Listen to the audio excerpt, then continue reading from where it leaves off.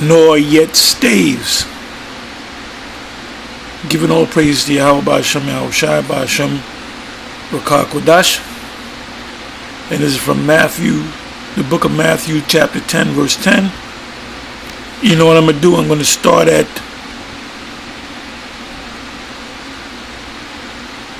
I'll start at 5.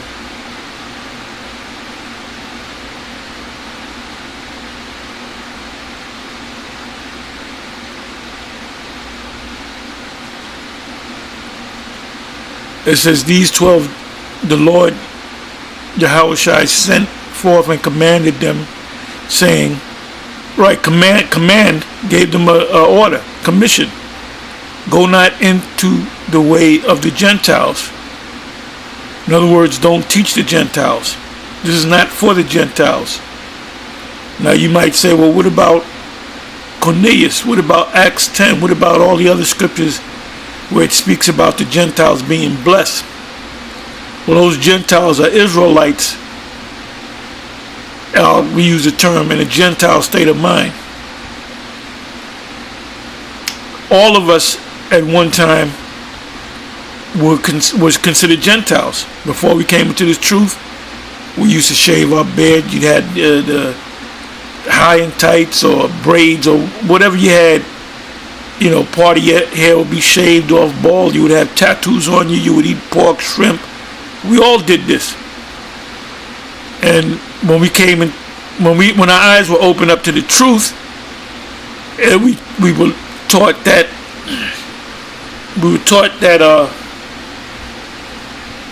we're not to eat shrimp, we're not to eat pork. We're to grow, if we're men, we're to grow our beards. So there was like a change, transformation.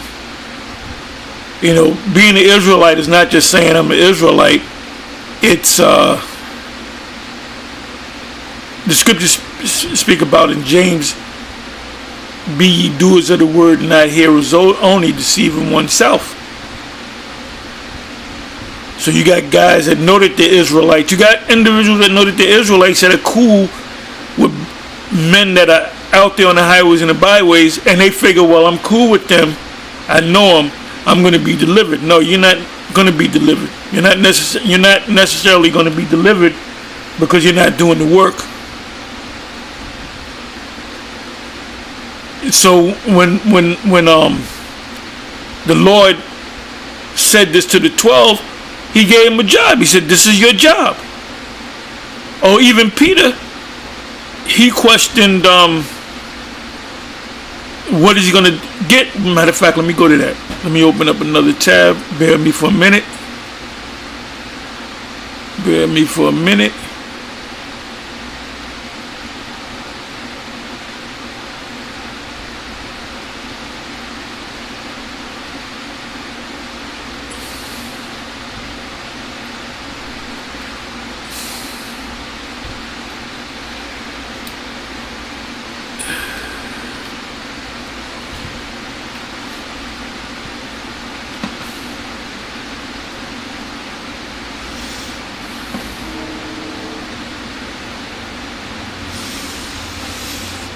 Okay.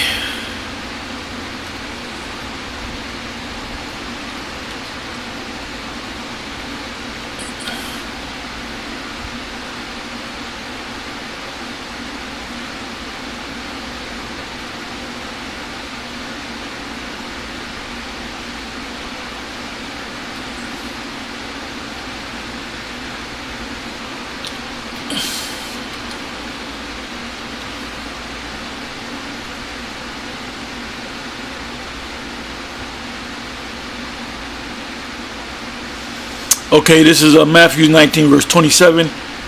The headline is the disciples' reward. So I'm going to read from the 27th verse to the 30th verse, which is the last verse. It said, Then answered Peter and said unto him, Behold, we have forsaken all and followed thee. Meaning, we did the work. You commanded us to do the work, and we've been doing the work. So what are we going to get out of it? because there's a reward. Ultimately, all Israel will be rewarded with the kingdom of heaven, but the ones that do this work to the end, he that endureth to the end, they're going to receive a greater gift. It says, and then answered Peter and said unto him, Behold, we have forsaken all and followed thee. What shall we have therefore?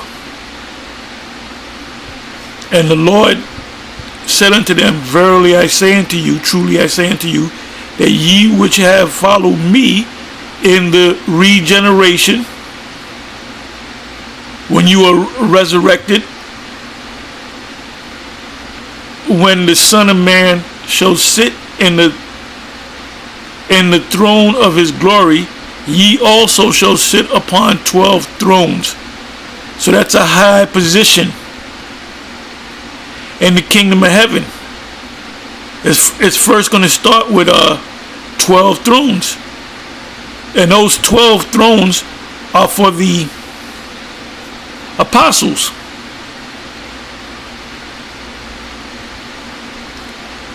So there's going to be order in the kingdom. The number one king on the earth will be Peter, which is David, because David is going to be he's going to sit back on his throne. This is why we teach and believe that Peter is King David coming back. Peter was also Moses.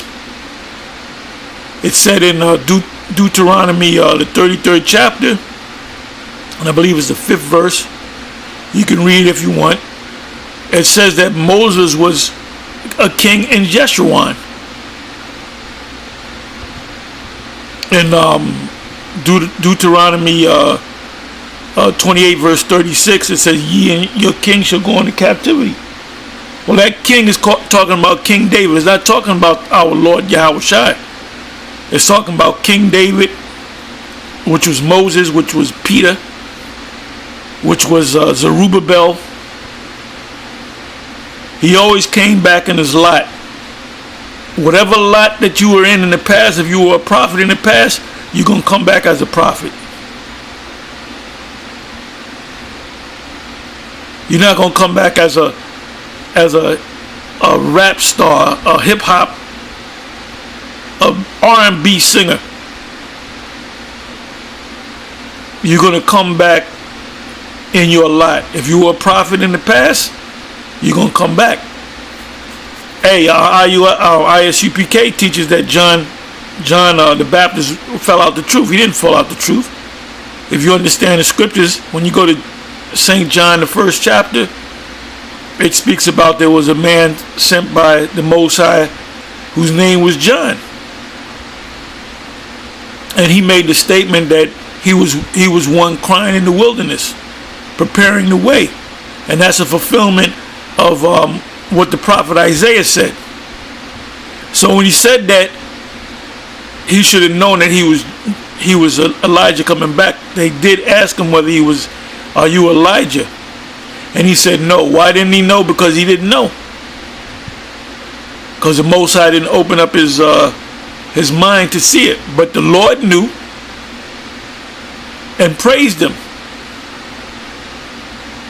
Anyway, let me go back to this. I'm going a little bit off. But anyway, that he came back as Abba Bivens.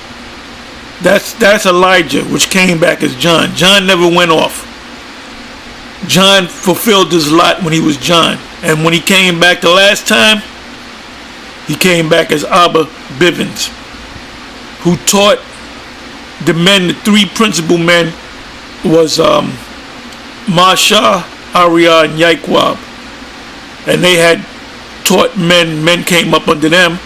Some of the men was Lahab, Yeshua, Yeshaya, Gazak, and some others. And I came from that. Well, I was taught directly by the top three as well. And this is why there's so many people making a big deal over the whole Israelite thing. Because we are those guys that have the truth. and they're not going to other Israelite groups.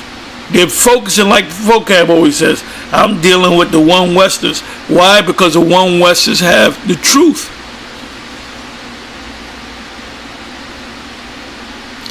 And the top group of the One Westers, the former One Westers, is GMS.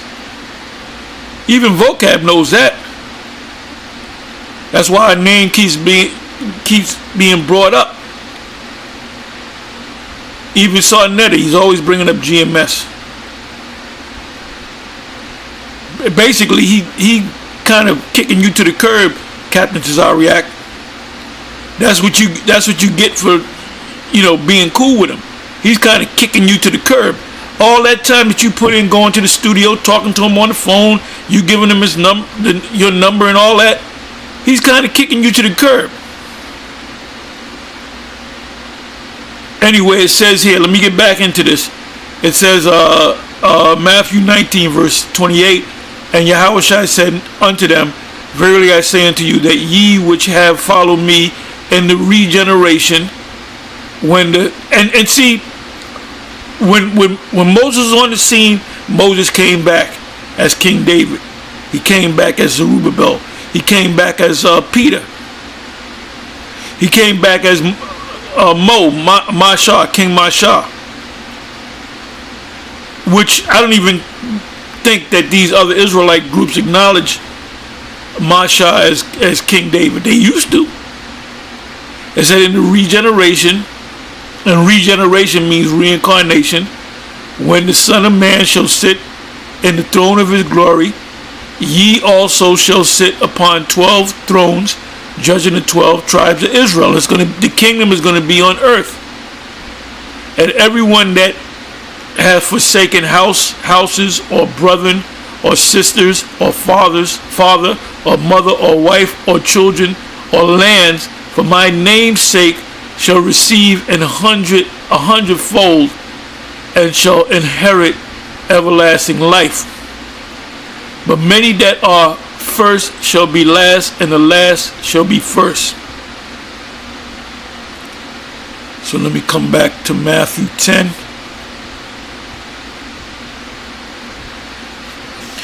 Matthew 10 and 5. It says, these 12, the Lord sent forth and commanded, gave them a commission, an order, them saying, go not into the way of the Gentiles. Don't teach the Gentiles, the natural Gentiles, the Moabites, the Edomites, and into any city of the Samaritans enter ye not. Now you had Israelites living in Samaria, but you had people that were living in Samaria that were not Israelites, that believed that they were Israelites.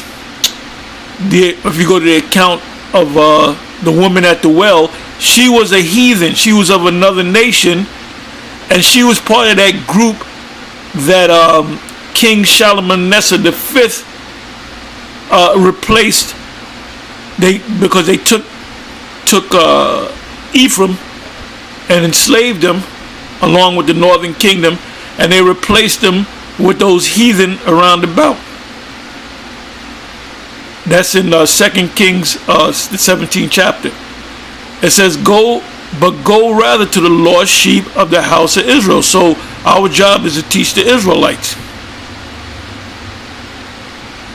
And there's no such thing biblically as what is the term that Vocab uses? Replacement theology. That means that anytime you come across the word Israel being blessed, it's really talking about the other nations and some of Israel, the body of believers. No, the body of believers are the Israelites that believe. And as ye go, preach, saying the kingdom of heaven is at hand. And it's truly at hand at this particular point. The UFO sightings, that's a major sign that the Most High is sending to us that he's coming back. And don't be surprised if it's apparent where you might have 10,000 UFOs, so-called UFOs, UAPs, up in the sky, and just out there in broad daylight for all to see, pursuant to the book of Maccabees. Was that 2nd Maccabees 5, if I'm not mistaken? I went through it the other day. I see that. Now let's see what's going to happen. Because now the Most High is making himself known. Now he's visiting the earth. And he's getting ready to pounce. He's getting ready to have his son pounce on you. Your society is done. Your society is done. It says, and as 7th verse, and as ye go preach saying, the kingdom of heaven is at hand. That's what we're saying. And then we tell you what's a part of the kingdom. Part of the kingdom is we're going to have slaves. We're going to have Edomites and the other nations as slaves. It says, heal the sick, cleanse the lepers. And they actually did that because they had spiritual power. The apostles raised the dead. Now Peter had raised a woman named Dorcas. She was a saint. Cast out devils. Freely ye have received, freely give. Provide neither gold nor silver nor brass. Now this right here, the 9th verse tells you what real money is. The Lord said provide neither gold nor silver. He didn't say paper notes. He didn't say FRNs. Real money, all paper money, all fiat currency, that's the whole saying. All fiat currency goes to zero, meaning eventually it's worthless. That was proven during the Weimar Republic. That was proven during the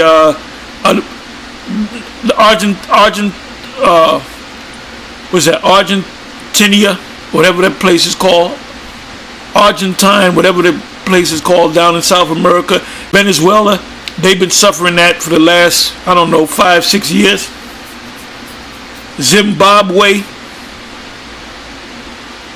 And now America's going to suffer that. You notice prices are going up all over the place. That's inflation. And when it's not checked, it goes into what's called hyperinflation. Yeah, I was going to get something the other day that was like $2.50 about 6 months ago. Then it went up to $3. Now it's $3.25. It says, provide neither gold nor silver nor brass in your purses. In other words, travel money. Because as you go to these places, people that follow you will take care of you. Nor scrip for your journey, neither 2 coats, neither shoes, nor yet staves, for the workman is worthy of his meat. So now let me look up the word staves. A modern day staff would be a gun.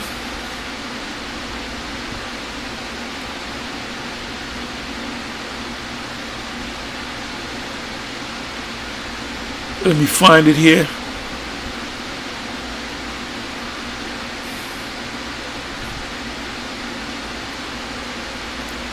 Strong's G 4464. Habdas. Which means a staff, a walking stick, a twig, rod, branch, a rod with which one is beaten. You heard that? A rod with which one is beaten. So you're not going to beat nobody with a walking stick. You're not going to beat anybody with a twig, a staff, as used on a journey or to lean upon, or by shepherds. When applied to kings, and we will be kings, with a rod of iron, indicates the severest, most rigorous rule, a royal scepter.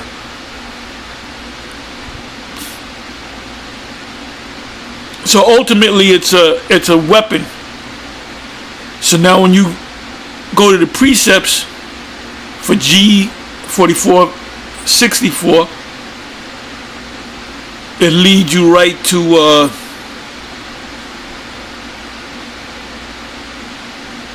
it leads you right to Revelation 2 verse 27. And ye shall rule them with a rod of iron, As the vessels of a potter shall they be broken to shivers, even as I received of my Father. So that's in the future kingdom. Let me go to the 26th verse.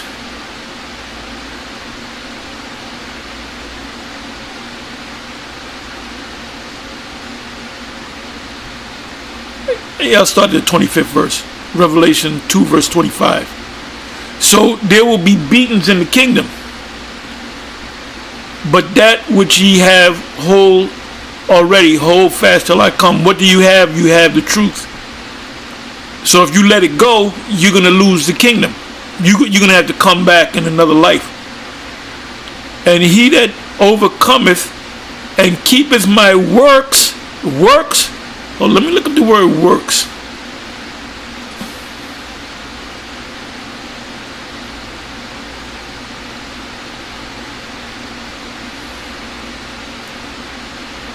These are works that we're doing. Okay, works. G2041.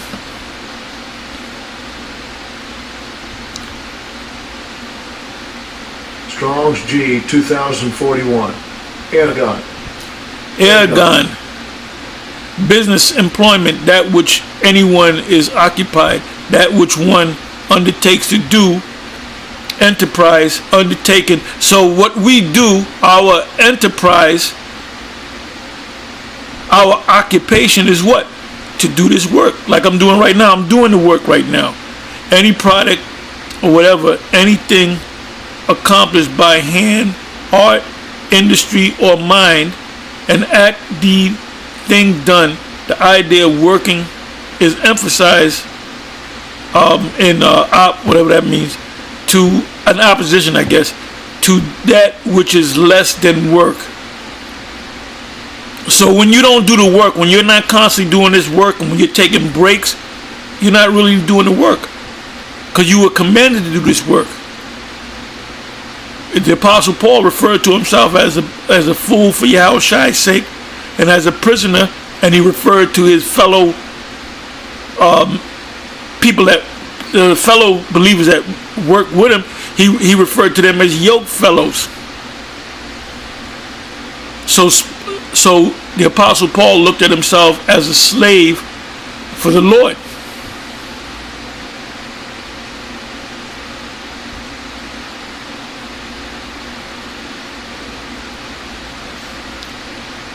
So we're back at Revelation 2 verse 25. But that which ye have hold already, hold fast till I come. 26th verse. And he that overcometh and keep my works unto the end, he that endureth to the end, to him. So you guys that fell off, you're not going to make it. You're not going to make it. You are not going to make it. I don't give a damn how many. Well, I put in 20 years. I put in 15 years. Well, did you endure unto the end? Isaiah, the 30th chapter, the 20th verse says, you shall see your teachers. To him will I, back at 26th verse, to him will I give power over the nations. We're going to be over the nations. 27th verse. And he shall rule them with a rod of iron. As the vessels of a potter shall they be broken to shivers, meaning they're going to get battered up, even as I received of my Father.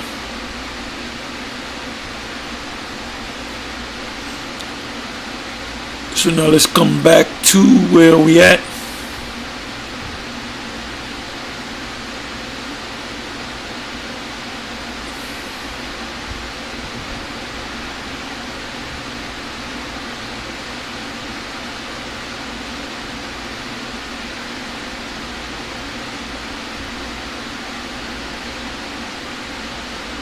Oh, let me read this here. Revelation 12 verse 5. And she brought forth a man-child who was to rule all nations with a rod of iron. So the Lord is going to be bashing people over the head. And her child was caught up unto the Most High and to his throne, because he completed his work. He did with the will of the Father. So the Lord never can. The Lord, our Lord, if anybody teach you that the Lord went into slavery, the Lord never went into slavery. The last time the Lord was here in the physical world, we are spirits in the physical world. The Police, great song. When he was crucified, when he rose, he stayed with the he dwelt with the apostles for 40 days, and he was taken up, and he never came back. The two men in white, which were angels, said, "Why stand ye afar off, looking up in the heavens? He that you seen going up in that cloud, the same way he's coming back. He's coming back in ships, and behind him will be millions of angels that's going to destroy this place."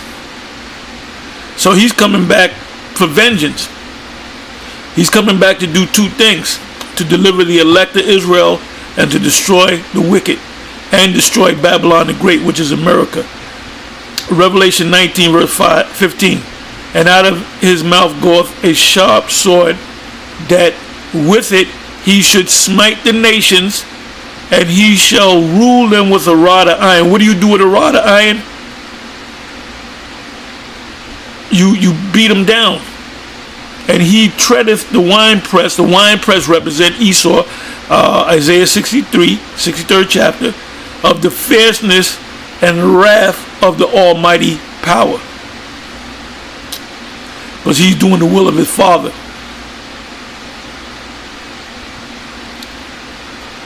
So what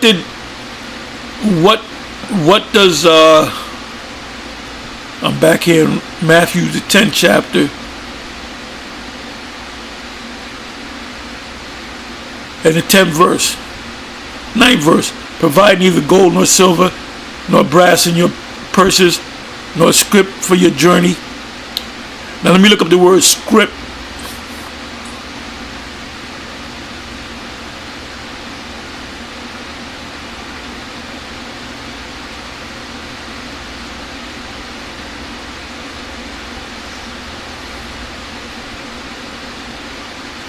Got to look up these words.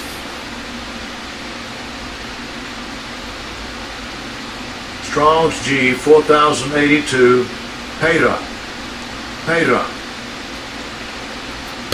Pera, which means the first word meaning is a wallet. And leather. What do you keep in your wallet? You keep your driver's license, your credit cards, what you make transactions with, you buy things with, and money. A leathern sack in which travelers and shepherds carried their provisions. Part of their provisions was what? Bringing it up to date, it's talking about your money. And it's also talking about food. Loosely translated, it's talking about food. Because the people that you encounter and teach, they're supposed to cook for you. They're supposed to give you money. That's why it said carry neither gold nor silver. They're supposed to give you clothes. They're supposed to give you shoes. They're supposed to lodge you, let you in. In the ancient world, if you had a house, you always had another house beside the house, which is a guest house. Which when you was in a guest house, you couldn't come into the main house unless you left the guest house to walk to the main house and knock on the door.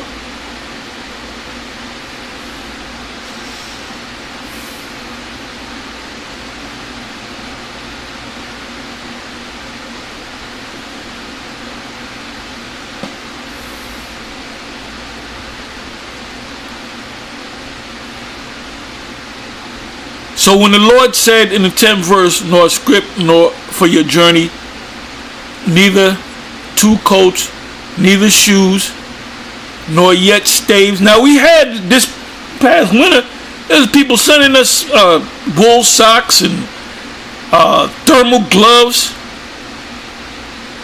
It was just people just sending us stuff, man. And we use the socks, the gloves. Yeah, but them thermal gloves, my hands are still cold. That's how cold it got this year, this past winter. It says, 10th verse again, I'm going to close. It says, nor script for your journey. Script meaning wallet. Neither 2 coats, neither shoes, nor yet staves. Now, staves actually mean, when the Lord said staves, he was talking about rods that you beat people down with. So a modern day rod would be the gun.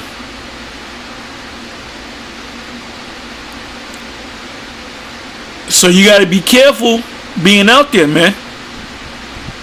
For the workman is worthy of his meat. Anyway, with that, I'm going to say shalom.